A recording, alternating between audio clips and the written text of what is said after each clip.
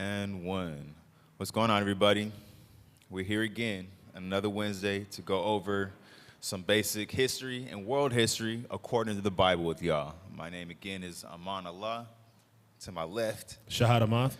yes, sir. And tonight we're talking about a special seed of Noah, the seed of Shem, Shemites, Semitic, anti-Semitic, all these words and phrases associated with a forefather that we as Israelites come from.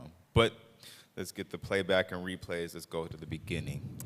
Let's go to the book of Genesis, and you can read 10 and 1, and we'll jump around. This is Genesis chapter 10 and verse 1. Now these are the generations of the sons of Noah, Shem, Ham, and Japheth. And unto them were sons born after the flood. So by now we should know the spiel. If not, I'll inform you. Noah and his sons and his wives were found worthy to survive the world catastrophe of the flood, and he survived that, him and his sons. And one of his sons' name was Shem, and that's the focus today, his seed line. Let's go to the book of Genesis, chapter 10. Go to verse 21, yes. This is Genesis 10 and 21. Unto Shem also, the father of all the children of Eber, the brother of Japheth, the elder, even to him were children born. So it makes a defining point right there. It says, unto Shem, the father of all the children of Eber. Eber is important to understand because Eber is the name forefather that we get the title of Hebrews from. Hebrews meaning, to cross over. That's actually what that word means. But again, just honorable name mention, and he's not even born yet. But we're going to read that in the list. Read on. Verse 22. The children of Shem, Elam, and Ashur, and Arphaxad, and Lud, and Aram. So you got right now, initially, we got 1, 2, 3, 4, 5 kids, initially 5 sons that come from Shem. And again, much like I mentioned before, the holy text of the scriptures don't really give you the nitty-gritty details as far as, what we kind of want to be concerned with about, which is like region and, legacy and stuff like that. At least not everyone's legacy. We get down to Israel. So what we have, again, is sources. We have sources that kind of help paint the picture for the stuff left out in the holy text, supplemental information. So before we continue on with this lineage, I want to help you guys understand just a little clearer about who we're talking about and where they are and may be today. We're going to read from Antiquities of the Jews by Josephus, book 1, chapter. Ooh, let me give you guys the correct chapter with this too. It's book 1, and I believe it's chapter 6 from the last time that we left on. And it's verse 143. Start from there, please. Shem, the third son of Noah, had 5 sons who inhabited the land that began at Euphrates and reached the Indian Ocean. So right there, we're getting an image of that region, the Euphrates River. So anyone that has a Bible atlas, either online or physical with them, you could definitely follow along as I try to explain this. But the Euphrates River is the river in the Middle East that defines the region called the Fertile Crescent. So when we're dealing with the Middle East, it's divided in multiple sections. There's a more southern section that's actually by the ocean, the Indian Ocean and such, and the northern section, which is closer to the actual river, the Euphrates River, which is the main one. And you should know that river is like an upside down U. So it goes from, the east to the west. For you guys looking at the camera, the eastern side goes more towards inner and central Asia, and the western side goes more towards the Mediterranean Sea, Greece, and Africa and such like that. So read that again in Josephus. So we see that the children of Shem occupied a particular region. Shem, the third son of Noah, had 5 sons who inhabited the land that began at Euphrates and reached to the Indian Ocean. Khan, read on. For Elam left behind him the Elamites. Khan, and we see Elam in Genesis 10 and 22 as one of the first sons. Let's try to get an understanding of who he historically turned out to be. Read on. The ancestors of the Persians. The ancestors of the Persians. So, did you have something to say? Yeah. Okay, so the ancestors of the Persians. We know the Persians is important in the scriptures because we were under the Persian and the Mede captivity. So if you paid attention to the lesson we did last week, the Persians, rather than the Medes, are actually the Shemitic half of that empire. Because we also mentioned that one of the blessings that one of the other main sons, Japheth, says that he would dwell within the tents of Shem. So they're always kind of intermingled. But again, that's just one example. So these Persians are Elamites. And that area, modern day Persia, is Iran. Iraq, but more leaning towards Iran, because Iran, when you look at a map, is the more eastern country. That's their region. Got it? Let's read on. Ashur lived at the city Nineveh and named his subjects Assyrians. Khan. So now we have, I'm sorry, Shahad. We have now the next son, Ashur. And this one's pretty simple because his name, as far as a forefather and his descendants, stayed the same even to this day, the Assyrian people. Now we're dealing with the people that live in Iraq. Still in the same, Fertile Crescent Arabian region, but just a little more to the west. To the west. So now modern day, the Iraqis, Saddam Hussein, that's all you need to really know about Iraq with that, the Assyrians. Read on. Who became the most fortunate nation beyond others. And isn't that true? Because again, most Iraqis understand that they are Assyrians to this day, and they still hold cultural festivals like a Babylonian fest over there in Iraq. If not yearly, they definitely was doing something a decade or two ago. Read on. Arphaxad named the Arphaxidites, who are now called Chaldeans.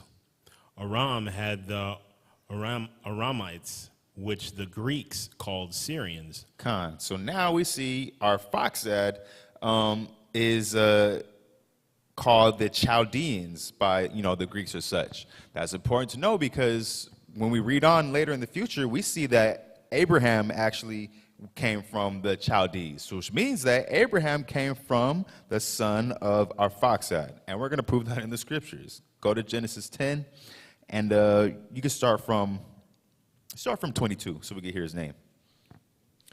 Genesis 10 and verse 22. The children of Shem, Elam, Ashur, Arphaxad, and Lud, and Aram. And the children of Aram, Uz, and Hul, and Gether, and Mash. And Arphaxad begat Selah, and Selah begat Eber. And unto Eber were born 2 sons. The name of one was Peleg, for in his days was the earth divided. And his brother's name was Joktan. Mm-hmm. Read on. And Joktan begat Almadad, and Shaleth, and Alazarmaveth, and Jerah. And Hadoram, and Uzal, and Diklah, and Obal, and Abimelech, and Abimelech, and Sheba, and Ophir, and Havilah, and Jobab. All these were the sons of Joktan. So most of that list that we just read right now were the descendants of Arphaxad. And even a little bit more further, when we go to Genesis 11 and 10, read that verse. This is Genesis chapter 11 and verse 10. These are the generations of Shem, and Shem was 100 years old and begat Arphaxad 2 years after the flood. Khan. And when you read further down to that, we eventually see that Abraham comes out of that lineage of Arphaxad. So Arphaxad being considered the Chaldeans, and Abraham being a Chaldean as well. Let's get that in the book of Judith, actually. Let's go to Judith. Judith chapter 5 and verse 6.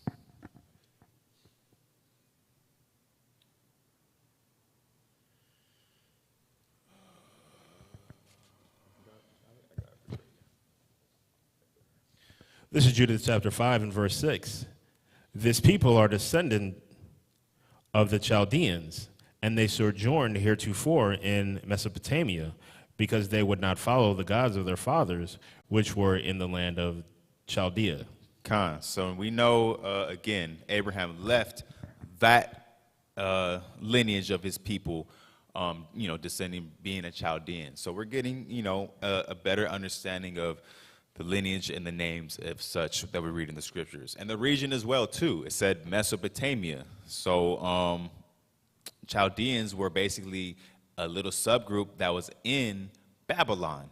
And if you don't know where Babylon is, definitely utilize your atlases and stuff like that, because it's important to know where that original Babylon was. And again, it's basically Mesopotamia, or the land of Sumer and such like that, along the Euphrates River.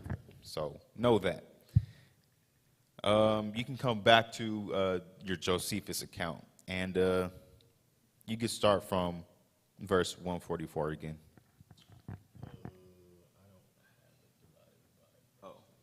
So I'm going to start at Right there. Arphaxad named the Arphaxadites, who are now called Chaldeans. Aram had the Aramites, which the Greek called Syrians, as Lod founded the Lodites, which are now called Lydians. Khan. And, the Syrians are actually a region right above, geographically Israel. And the Syrians were a people that we definitely had dealings with as far as, against the Most High, the northern kingdom of Israel, and, wars with as well, too. So the Syrians have always been a partner in crime, so to speak, and an enemy when it comes to the history in the book of 1 Kings, 2 Kings, and 1st and 2nd Chronicles, those Syrians, which are Shemitic people, a grand cousin, so to speak, to Israel. Read on in that, Josephus. Of the four sons of Aram, Uz founded Trachtonitites and Damascus. This country lies between Palestine and Cilicia. Khan. So Damascus is probably the most familiar city, historically speaking of this. So Damascus is, again, it's between, as it says, Trachonitis and Palestine, which is, Palestine basically is Israel. So that's where Damascus is. It's actually within the regions. You can read on. Ul founded Armenia and gathered the Bactrians, and Messa the Messenians. Khan. So Armenia is just a little bit north of the Euphrates River with the Fertile Crescent, and then Bactria is, going over towards where the Medes were, which is, the far eastern section of the Fertile Crescent, not exactly India, but that region just a little bit before it, and a little after the Euphrates River. That's where Bactria is. Read on. It is now called Carax Spazini. Salah was the son of Arphaxad, and his son was Heber, from whom they originally called the Jews Hebrews. So there we go, proof in the pudding right there. We know again that forefather is where we get our name from, part of our name. Read on. Heber begat Jotan and Phaleg. He was called Phaleg because he was born at the dispersion of the nations to their several countries. For Phaleg among the Hebrews signifies division. Khan. And we read that in Genesis chapter 10 and verse 25. And it says in the scriptures, the earth was divided. But Josephus is just letting you know right here, it's not necessarily the earth as far as like the physical aspect of the earth, like the continents not being divided. It's actually talking about the division of the nations. Right. It was during that time of his life that Japheth, Shemites, and Hamites started assimilating in their particular regions. Read on.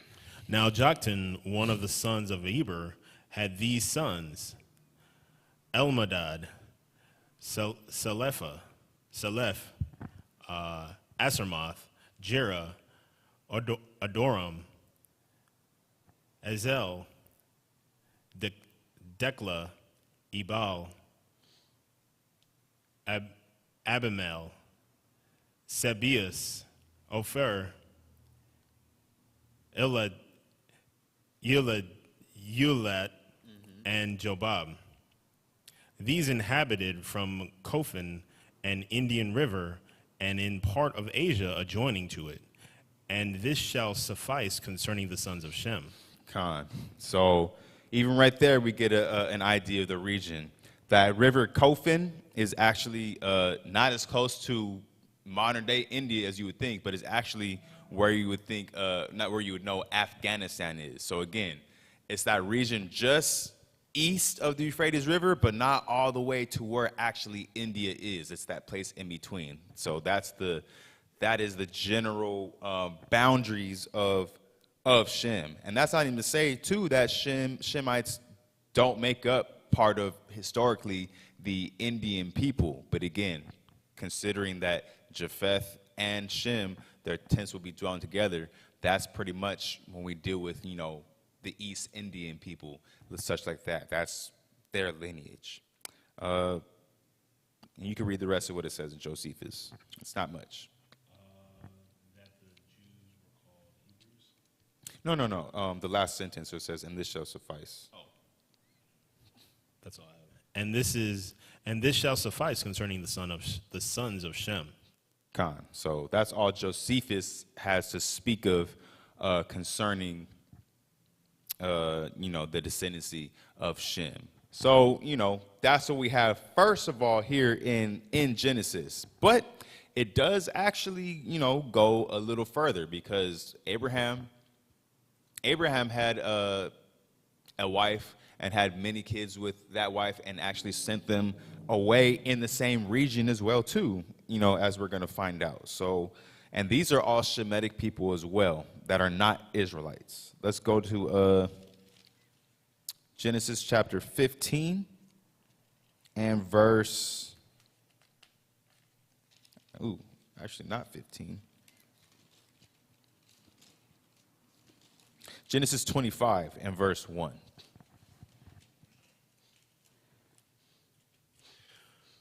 Then again, Abraham took a wife, and her name was Keturah, and she bare him Zimran and Jokshan and Medan and Midian and Ishbak and Shuhah.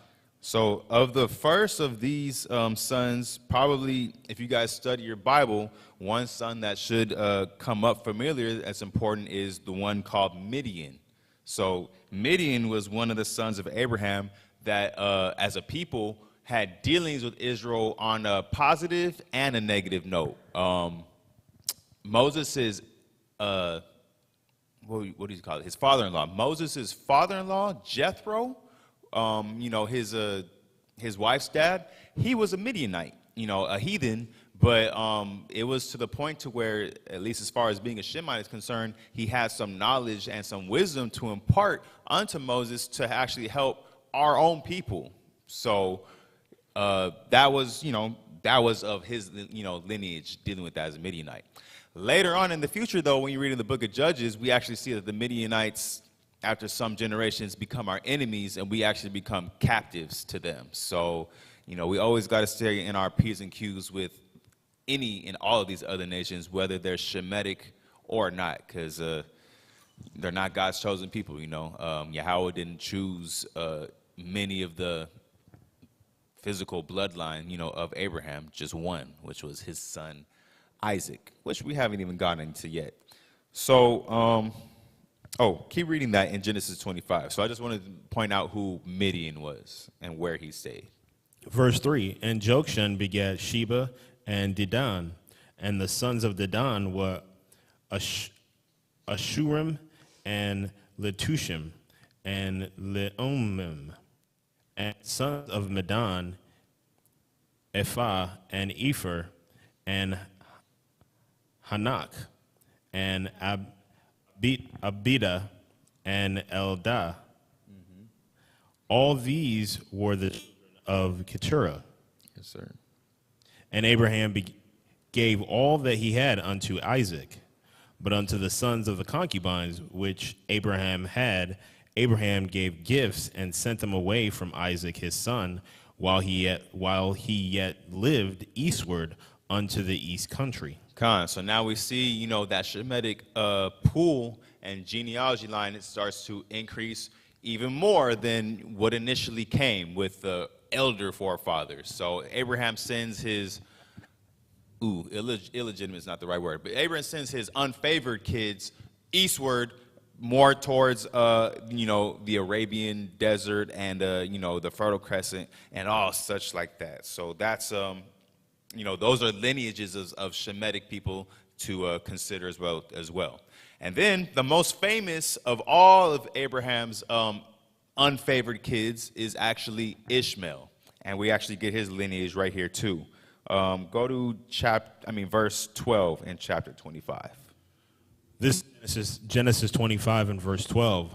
Now these are the generations of Ishmael, Abraham's son, whom Hagar the Egyptian, Sarah's handmaid, bare unto Abraham. And these are the names of their sons of Ishmael by their names, according to their generations. The firstborn of Ishmael, Nebajoth, and Kedar, and Adbel, and Mibsam, and Mishma, and Dumah, and Massa, Hadar, and Tema, Jetur, Naphish, and Kedemoth.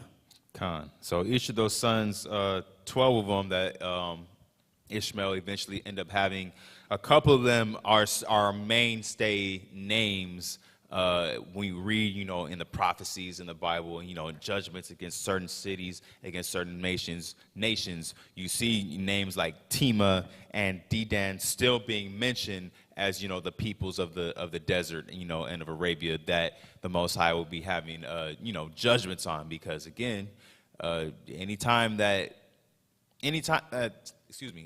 a nation has had a problem with us, the Most High always made sure to give that back, reciprocate, and give that judgment back on them. So again, Ishmael, descendant of Abraham and his kids, no different, and also all dwelling in this region. Continue that.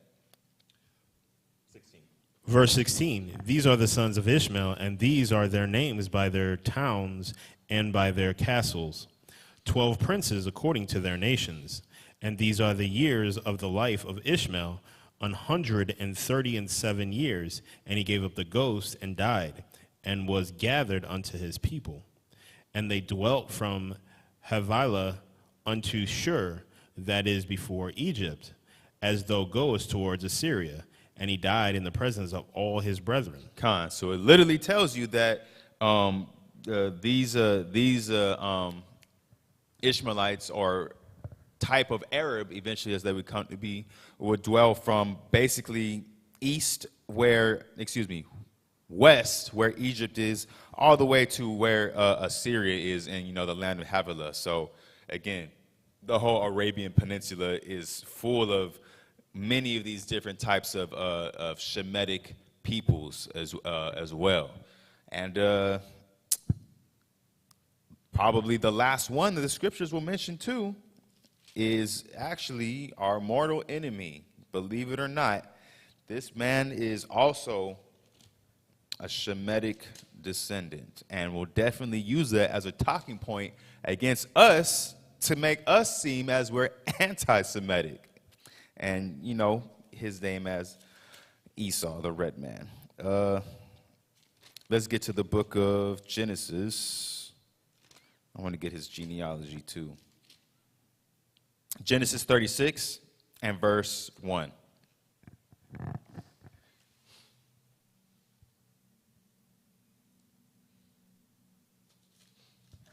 This is Genesis chapter 36 and verse 1.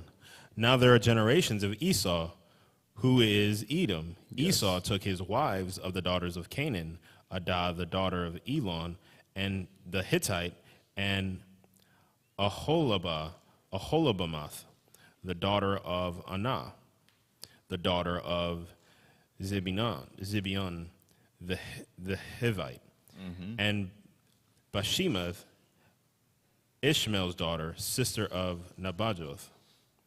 And Adah bare to Esau Eliphaz, and Bashemath bare Ruel, and Aholibamath bare Jeush,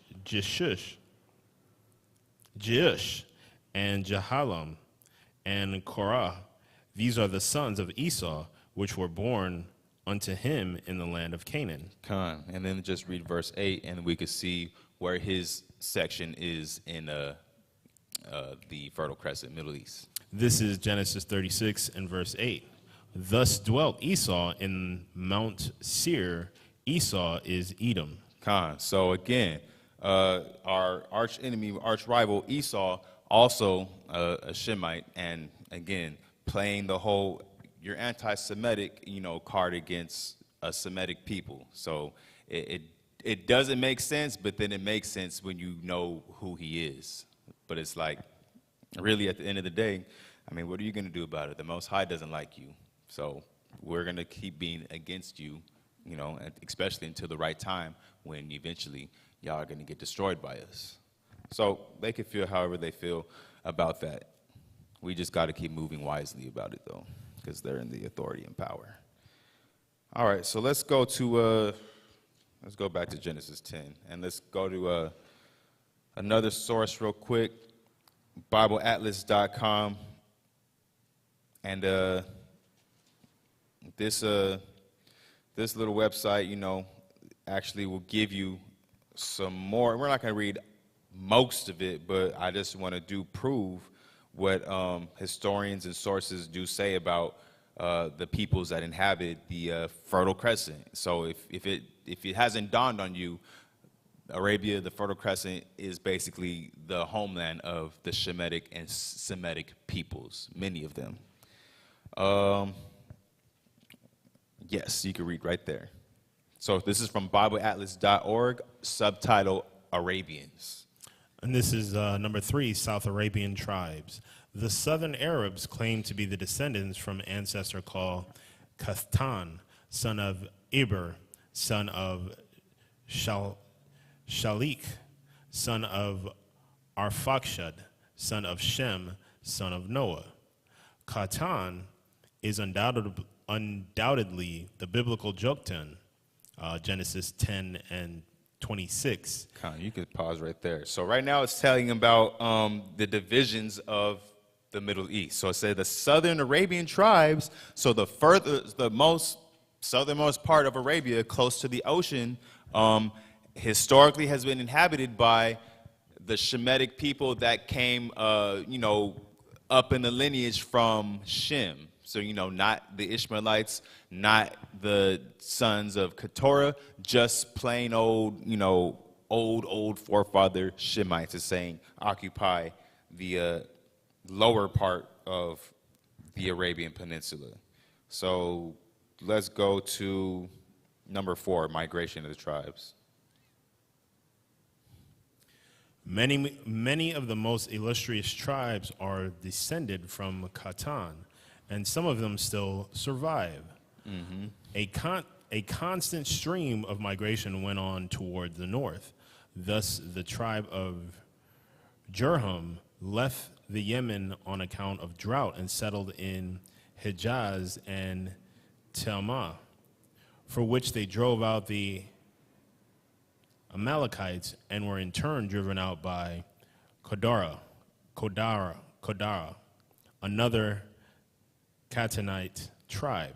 Khan. So it's basically saying the earlier ancestors, Shemitic people, you know, they were moving around and such like that. So I don't want to give you guys all that information because again, we want some basic understanding of what we're dealing with and just proof of what we talked about with Josephus and the Bible.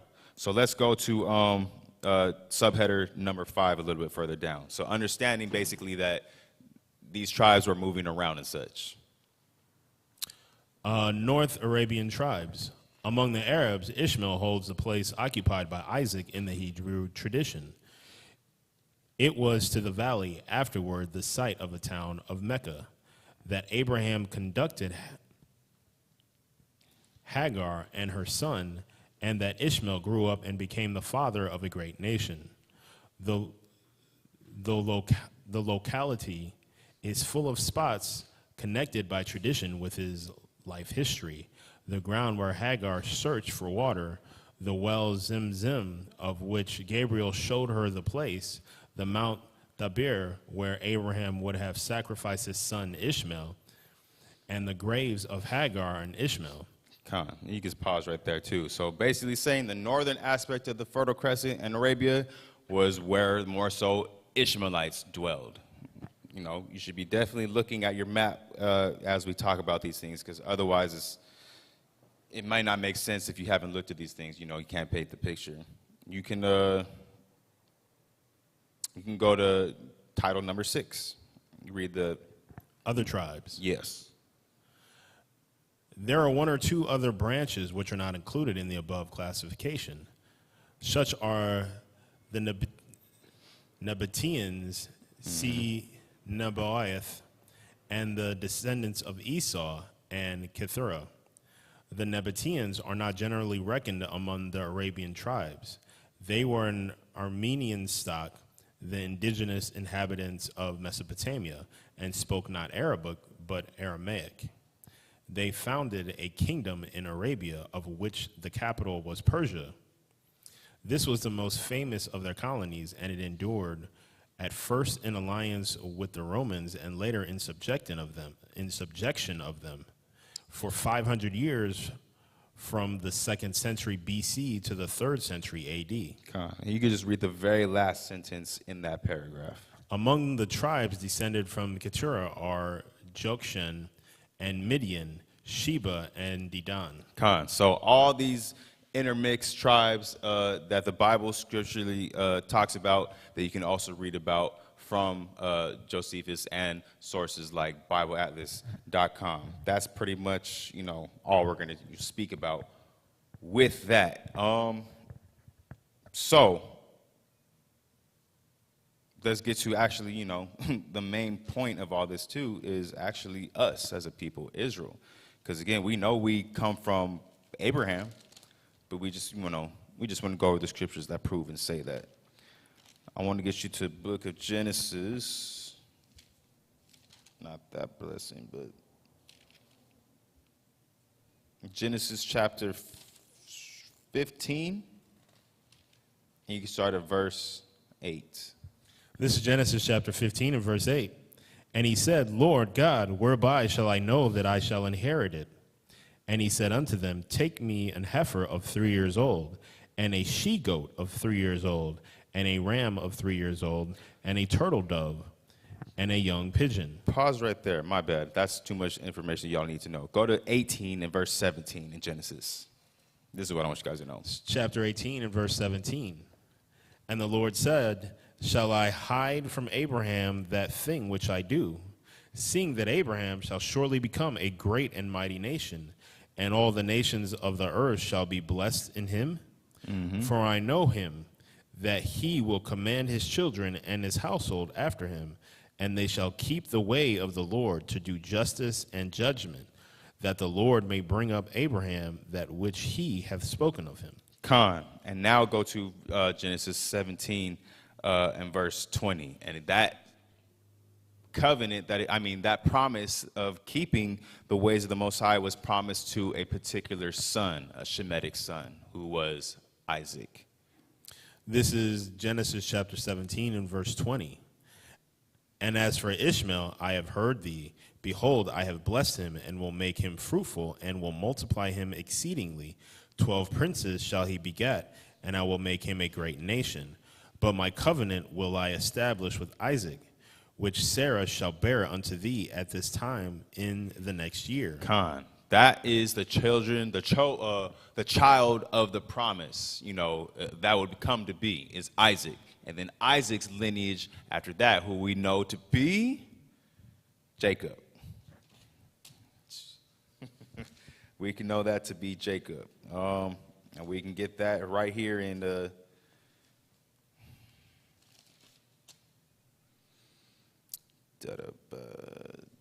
Genesis 25 and verse 19. This is Genesis 25 and verse 19. And these are the generations of Isaac, Abraham's son. Abraham begat Isaac, and Isaac was 40 years old when he took Rebekah to wife, and daughter of Bethuel, the Syrian of Padanaram, the sister to Laban the Syrian.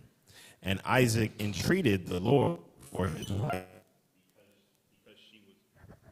because she was barren, and the Lord was entreated of him, and Rebekah his wife conceived, and the children struggled together within her. And she said, if it be so, why am I thus? And she went to inquire of the Lord. And you could just jump down to verse 26. And after that came his brother out, and his hand took hold on Esau's heel, and his name was called Jacob. And Isaac was 80 years old when she bare them. Con. So Jacob, whose name would be turned into Israel, would become the prime, dominant, and king of all Shemites, which we are here today showcasing and teaching for y'all and for ourselves today. Let's go to the book of Romans, chapter 9. We can start from verse 1. We'll read down. So, understanding the importance of Abraham, Isaac, and Jacob, Israel, out of all the Shemitic characters past, in the current, and today, dealing with that, what it all means, because we're Semitic, but we are a specific branch and definition of Semitic that makes us stand above and out from all others. Romans 9. This is Romans 9, verse 1. I say the truth in Christ, I lie not.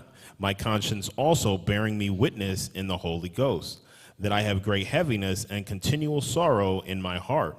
For I wish that myself were accursed from Christ for my brethren, my kinsmen according to the flesh. So it gets deeper than that. My kinsmen, my brethren, my kinsmen according to the flesh. Not because they're Shemitic, but because there's something deeper than that. Read on. Verse 4, who are Israelites, to whom pertaineth the adoption and the glory and the covenants and the giving of the law and the service of God and the promises. So you're understanding this.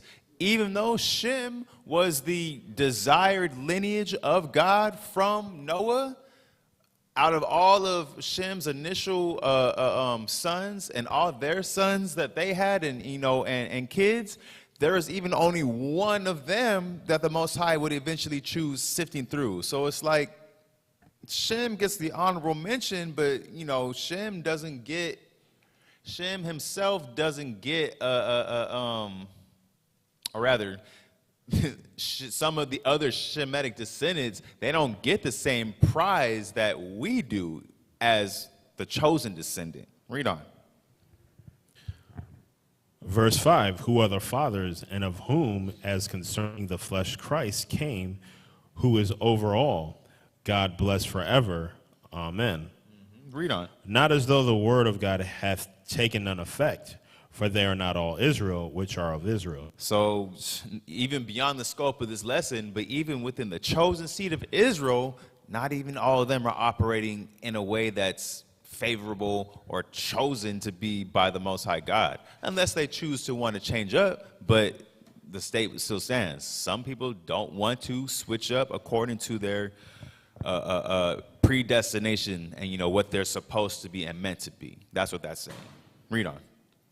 Neither because they are the seed of Abraham are they all children, but in Isaac shall thy seed be called. Wow. Neither because they are the seed of Abraham, Abraham, who was favored and chosen, similar, just like Shem, but just because Abraham had all those kids that we just talked about from Keturah and to Ishmael, they don't even matter when it comes to God's choice or Yahweh's choice and his favor and even what Christ's mission was about. None other Shemitic person other than Israel. Read on. Verse 8, that is, they which are the children of the flesh. These are not the children of God, but the children of the promise are counted for the seed. And understanding that promise is spiritual because the Most High, Yahweh, he's a spirit. So he already put his mark on what he would have favored to. So that's what we're living. That's what we're living up here, teaching this type of lesson and the way that we're bringing it out with knowledge, wisdom, understanding. We want y'all to be aware that don't get fooled, don't get fooled by the, anti-Semitic, talk. Don't get fooled about the ancient history, with the Sumerians and the Anunnaki and worshiping, all their gods. Like, no, that's not what the Most High Yahweh destined us for. He separated us from that, all because of the faith and the belief and the love that some of our particular forefathers had for the living God, which again, not all Shemitic peoples had. Read on. Verse 9. For this is the word of promise. At this time I will come, and Sarah shall have a son. And not only this, but when Rebekah also had conceived by one, even by our father Isaac. For the children, being not yet born, neither having done any good or evil, that the purpose of God according to the election might stand, not of works, but of him that calleth. That defining point in division between Israel and Esau. So again, just understanding the point, Isaac had two sons, two blood sons, but only one of them, the Most High God, which is the most matterful thing that matters in all, was chosen. So it's not because of who his daddy was, it's about who his daddy was told to anoint and bless through the Most High. Read on. Verse 12, and it was said unto her, the elders shall serve the younger. As it is written, Jacob have I loved, but Esau have I hated. Regardless of being from the same anointed and chosen father, only one of those sons was loved, chosen by the Most High. So much to the point to where the other son lost in prophecy his ability to even exist on this earth anymore. So he's eventually going to be completely done for. You can read on. Verse 14, what shall we say then? Is there unrighteousness with God? God forbid. For he saith to Moses, I will have mercy on whom I will have mercy, and I will have compassion on whom I will have compassion. And that's all you need to know about how the Most High goes about choosing and doing and not choosing and not doing with who he wants, dealing within the lineage of Shem. And with that, you guys, there's not too much more to say that's necessary for you guys to know. So hopefully you guys, if you don't have some of these basic tools, hopefully we painted a good picture, a good image for you guys.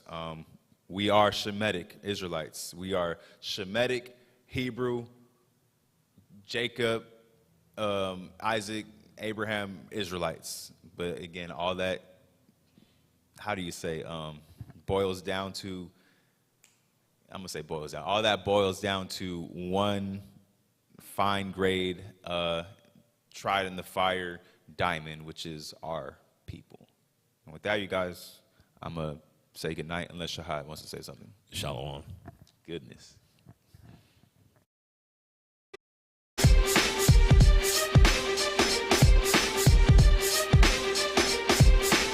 It's mixed on the beat.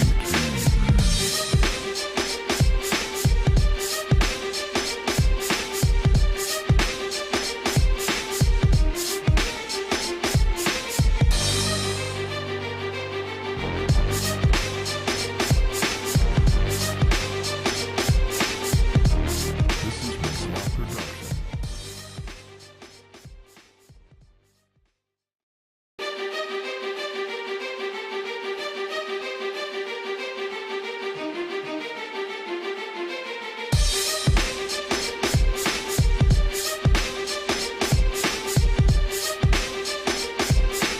It's mixed on the beat.